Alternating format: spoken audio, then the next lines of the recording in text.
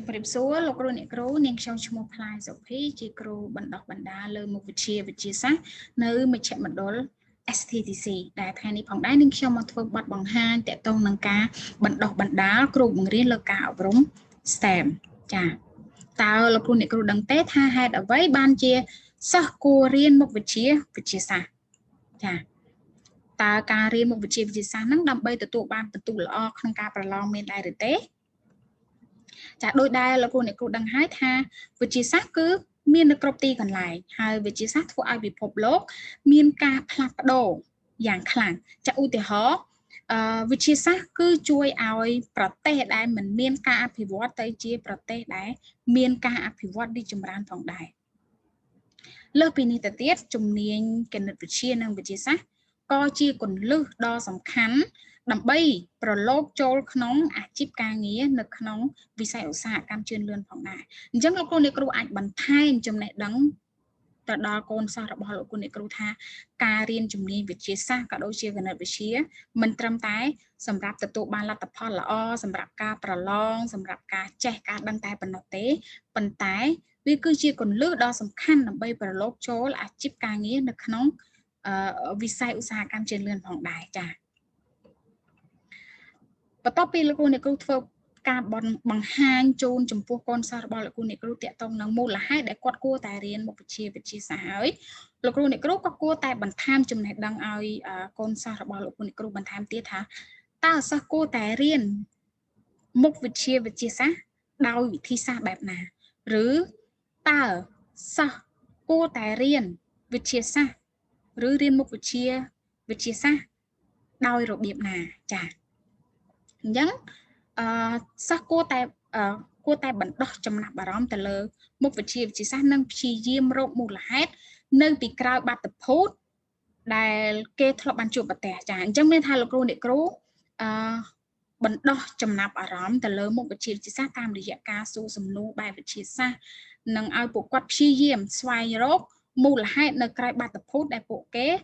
ធ្លាប់បានជួបប្រទះរៀងរាល់ថ្ងៃចា៎ជាឧទាហរណ៍លោកគ្រូអ្នកគ្រូអាចលើកជាសំណួរបែបវិទ្យាសាស្ត្រថាតើមូលហេតុអីរុក្ខជាតិមានពណ៌បៃតងចាតើមូលហេតុអីរុក្ខជាតិមានពណ៌បៃតងឬលោកគ្រូអ្នកគ្រូអាចចោទជាសំណួរបែបវិទ្យាសាស្ត្រថាដើម្បីផលិតទឹកបរិសុទ្ធសម្រាប់ញ៉ាំបានតើត្រូវការវត្ថុធាតុដើមអ្វីខ្លះនិងជំហាននៅក្នុងការផលិតនឹងដោយរបៀបណាចាដែលចាទី2គេគួរតែបញ្ចូលចំណេះដឹងបែបវិទ្យាសាស្ត្រដើម្បីសាកល្បងដោះស្រាយបញ្ហាអញ្ចឹងបន្ទាប់ពីពួកគាត់ចោទជាសំណួរហើយគាត់ព្យាយាមរកមូលហេតុនៅពីក្រៅបាតុភូតនឹងហើយលោកគ្រូអ្នកគ្រូគួរតែបញ្ចូលចំណេះដឹងតាក់ទងនឹងសំណួរបែបវិទ្យាសាស្ត្រពីខាងដើមថាដោយសារតែរុក្ខជាតិមានពណ៌ស្លឹករុក្ខជាតិមានពណ៌បៃតងដោយសារតែ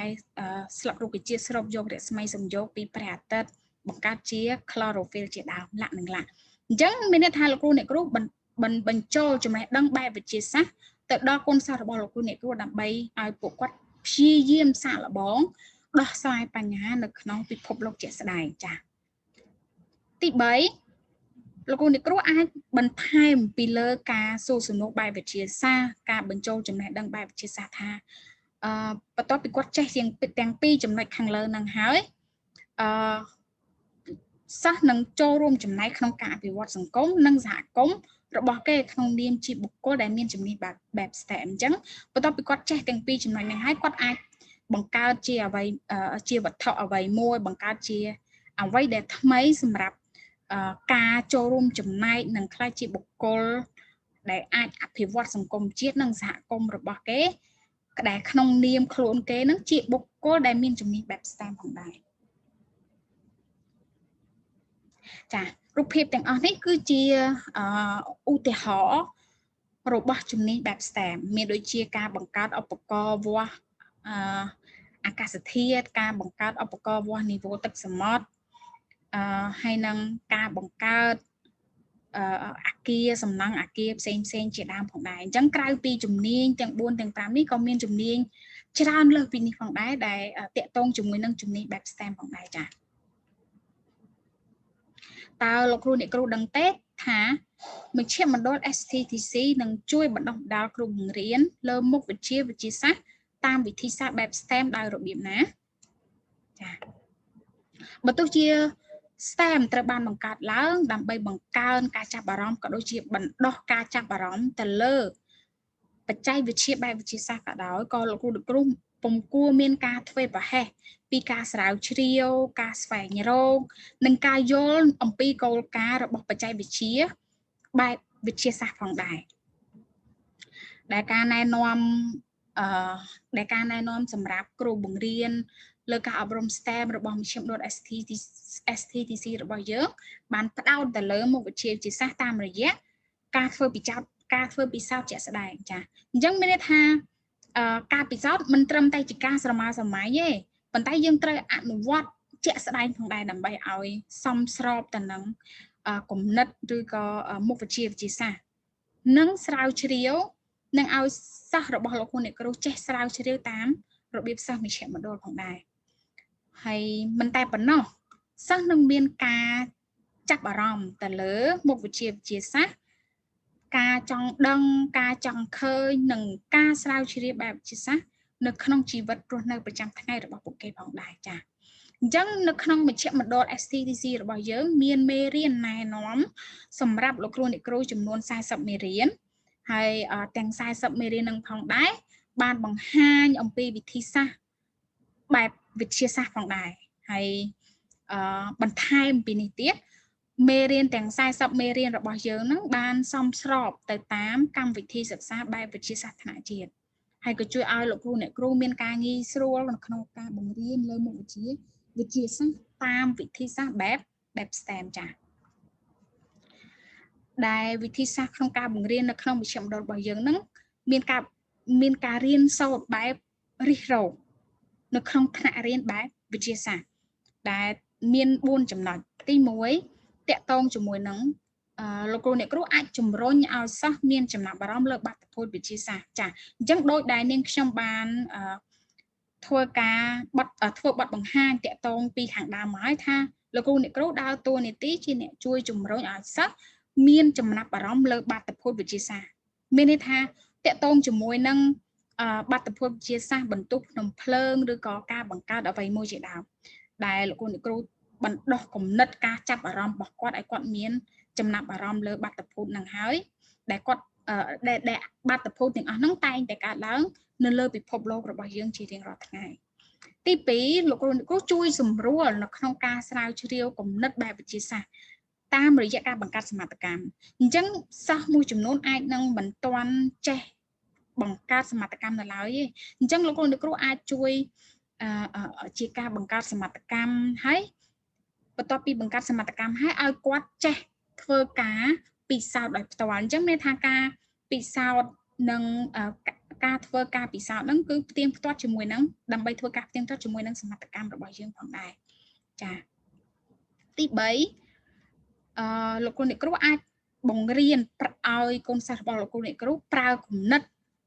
បែបវិទ្យាសាស្ត្រដើម្បីដោះស្រាយបញ្ហាអញ្ចឹងកុំគ្រាន់តែជាការស្រមើស្រមៃឲ្យដោះស្រាយបញ្ហាប៉ុន្តែយើងឲ្យគាត់ប្រើគំនិតផ្ទាល់របស់គាត់កូនសិស្សរបស់លោកគ្រូអ្នកគ្រូហ្នឹងឲ្យមានការដោះស្រាយបញ្ហាដែលគាត់ជួបប្រទះរាល់ថ្ងៃហ្នឹងតាមបែបវិទ្យាសាស្ត្របន្ទាប់ពីថ្នាក់រៀនផងដែរអញ្ចឹងមានន័យថាគាត់មិនត្រឹមតែចេះនៅក្នុងថ្នាក់ប៉ុណ្ណោះទេតែនៅពេលដែលគាត់ចេញទៅក្រៅបន្ទាប់ពីថ្នាក់រៀនគាត់អាចដោះស្រាយបញ្ហាហ្នឹងផងដែរចានឹងជាចុងក្រោយជួយជំរុញដល់ការប្រស្រ័យទាក់ទងគ្នាការសហការនិងជំនាញធ្វើបទបង្ហាញអញ្ចឹងមានន័យថាវិធីសាស្ត្រក្នុងការបង្រៀននៅក្នុងមជ្ឈមណ្ឌល STTC របស់យើងហ្នឹងជួយជំរុញដល់ការប្រស្រ័យទាក់ទងគឺការទំនាក់ទំនងការសហការនៅក្នុងការធ្វើអ្វីមួយជាក្រុមបន្ទាប់ពីហ្នឹងហើយឲ្យពួកគាត់ចេះជំនាញបន្ថែមទៀតគឺការធ្វើបទបង្ហាញចាហើយបន្ថែមពីលើជំហានពីខាងដើមបែបហ្នឹងការបង្រៀនវិធីសាស្ត្របែបសំដៅការបង្រៀនវិទ្យាសាស្ត្រតាមវិធីសាស្ត្របង្រៀនរបស់មជ្ឈមណ្ឌល STTC របស់យើងគឺយោងទៅតាមវិធីសាស្ត្របែបវិទ្យាសាស្ត្រនិងរចនាវិស្វកម្មដែលនៅក្នុងនឹងដែរមាន6ចំណុចទី1តាក់ទងនឹងការសួរសំណួរចា ដោយដែលនាងខ្ញុំបានបង្ហាញដដែលហើយគឺមានន័យថាសួរសំណួរដើម្បីជាការបំផុសគំនិតឲ្យគាត់មានចម្ងល់ហើយគាត់អាចដោះស្រាយតាមរយៈការស្រាវជ្រាវដែលការស្រាវជ្រាវផងដែរតាក់ទងជាមួយនឹងចំណេះដឹងនិងមេរៀនអញ្ចឹងបន្ទាប់ពីសួរសំណួរហើយគាត់អាចស្វែងរកឬអាចស្រាវជ្រាវចំណេះដឹងតាក់ទងនឹងសំណួរហ្នឹងនៅក្នុងមេរៀនផងដែរទី3បង្រៀនអំពីការស្រមើស្រមៃឬការធ្វើកម្រងអញ្ចឹងបន្ទាប់ពីគាត់ចេះធ្វើការស្រាវជ្រាវហើយដែលការស្រាវជ្រាវហ្នឹងតាក់ទងនឹងចំណេះដឹងនៅក្នុងមេរៀនបន្ទាប់ពីគាត់ចេះចំណុចទី2ខាងលើហ្នឹងហើយបង្រៀនគាត់លោកគ្រូបង្រៀនគាត់អំពីការបង្កើតសមត្ថកម្មនិងការព្យាករណ៍ទុកមុនអញ្ចឹងការសមត្ថកម្មការធ្វើបង្កើតសមត្ថកម្មរបស់យើងហ្នឹងអាចធ្វើការផ្ទៀងផ្ទាត់តាមរយៈការធ្វើពិសោធន៍ដែលហៅថាការសាកល្បងលើកទី1អញ្ចឹងនៅក្នុងជំហានការសាកល្បងលើកទី1នេះគឺមានការពិសោធន៍និងការវិភាគអញ្ចឹងបន្ទាប់ពីពិសោធន៍ហើយយើងក៏ប្រមូលលទ្ធផលពីការពិសោធន៍របស់យើងហើយយើងវិភាគទី5តកតងនឹងការសាកល្បងលើកទី2ដែលនៅក្នុងការសាកល្បងទី2នេះមានការពិភាក្សានិងវិភាគអញ្ចឹងបន្ទាប់ពីយើងធ្វើការប្រមូលលទ្ធផលពីការពិសោធន៍របស់យើងហើយយើងក៏ទៅធ្វើការពិភាក្សាចាអញ្ចឹងនៅក្នុងការពិភាក្សាហ្នឹងយើងត្រូវផ្ទៀងផ្ទាត់យកលទ្ធផលពិសោធន៍របស់យើងហ្នឹងទៅផ្ទៀងផ្ទាត់ជាមួយនឹងសមត្ថកម្មថាតើសមត្ថកម្មនិងពិសោធន៍របស់យើងត្រឹមត្រូវតាមអ្វីដែលយើងបានព្យាករណ៍ទុកដែរឬទេចានឹងនិយាយចុងក្រោយតកតងជាមួយនឹងការចែករំលែកចាអញ្ចឹងការធ្វើបទបង្ហាញជាក្រុមគឺជាការផ្លាស់ប្ដូរគំនិតយោបល់ពីសមាជិកម្នាក់ទៅសមាជិកម្នាក់ទៀតនៅក្នុងក្រុមនីមួយៗបន្ទាប់ពីធ្វើការផ្លាស់ប្ដូរគំនិតការចែករំលែកនៅក្នុងក្រុមហើយលោកគ្រូអ្នកគ្រូក៏អាចឲ្យកូនសិស្សរបស់លោកគ្រូអ្នកគ្រូធ្វើបទបង្ហាញដោយរើសយកសមាជិកក្រុមណាម្នាក់សមាជិកនៅក្នុងក្រុមណាម្នាក់ដើម្បីធ្វើបទបង្ហាញពីលទ្ធផលនៅក្នុងក្រុមខ្លួនឯងទៅក្រុមដទៃទៀតចានៅក្នុងជំហាននេះផងដែរតកតងនឹងការសម្រាយបន្ថែមតកតងនឹងជំហានក្នុងការបង្រៀនតាមការអប់រំ STEM លើមុខវិជ្ជាវិទ្យាសាស្ត្ររបស់យើងដែរទី1បំផុសការរិះរកបែបវិទ្យាសាស្ត្រក្នុងជីវិតពិតនៅក្នុងជំហានទី1នេះផងដែរដោយដែលនាងខ្ញុំបានបញ្ជាក់ដដែលហើយគឺលោកគ្រូអ្នកគ្រូត្រូវជួយសួរសំណួរឲ្យសិស្សយល់ពីគោលគំនិតមានហាលោកគ្រូអ្នកគ្រូអាចបណ្ដោះជាសំណួរហើយឲ្យសិស្សរបស់លោកគ្រូអ្នកគ្រូនឹងយល់អំពីគោលគំនិត